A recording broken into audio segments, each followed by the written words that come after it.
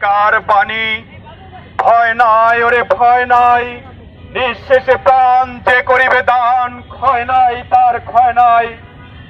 বন্ধুরা আমার, আজকে নতুন বছরের প্রথম দিকে আমার রাজপথে দাঁড়িয়ে একটি প্রতিবাদ করার জন্য সকলকে আহ্বান জানাচ্ছি।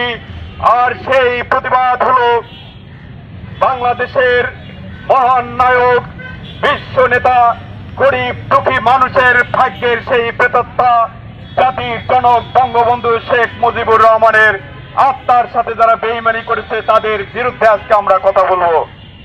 ভাইয়ের আমার, সেদিন বঙ্গবন্ধু যদি ডাক না দিতেন, এই বাংলাদেশ যদি স্বাধীন না হতো, আজকে আমরা সেই পাকিস্তানি প্রেতাত্মাদের কাছে আমাদের মা বোনদের ইজ্জত বিক্রি করতাম।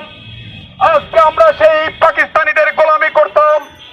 সেই ৭১-এর সেই শত্রুরা যে ঘাপটি মারে বসে আছে, সেই বিএনপি জামাত আজকে হেফাজতের ঘাড়ে বসে সেদিন যেরকম মতিঝিলে তারা গণজোয়ার সৃষ্টি করেছিল, আজকে মাননীয় প্রধানমন্ত্রী যখন একটি উন্নত বাংলাদেশ গড়ে তোলার লক্ষ্যে অনেকগুলো মেগা প্রজেক্ট কাজ সম্পন্ন করতে যাচ্ছেন, সেই মুহূর্তে এই ভাস্কর্য ভাঙ্গার একটা ওসিলা দিয়ে মানুষকে নিয়ে জননেত্রী শেখ হাসিনা সরকারের পতন ঘটাতে চায়।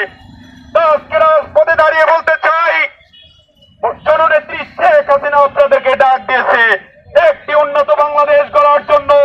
সেই উন্নত বাংলাদেশে থাকবে না কোনো মাদকের সমাহার, সেই বাংলাদেশে থাকবে না কোনো সন্ত্রাস জঙ্গিবাদ, সেই বাংলাদেশে কোনো থাকবে না ঘুষ দুর্নীতি।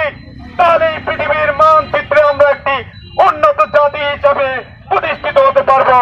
তাই আমি জননেত্রী শেখ হাসিনার একজন ছোট কর্মী হিসাবে আহ্বান জানাতে চাই, আসুন, আজকে মাননীয় প্রধানমন্ত্রী ডাক দিয়েছেন, আমরা একটি উন্নত বাংলাদেশ গড়ব।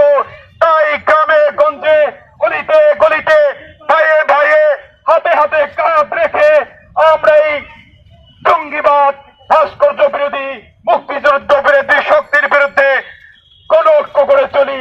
এই বলে আমার বক্তব্য শেষ করছি।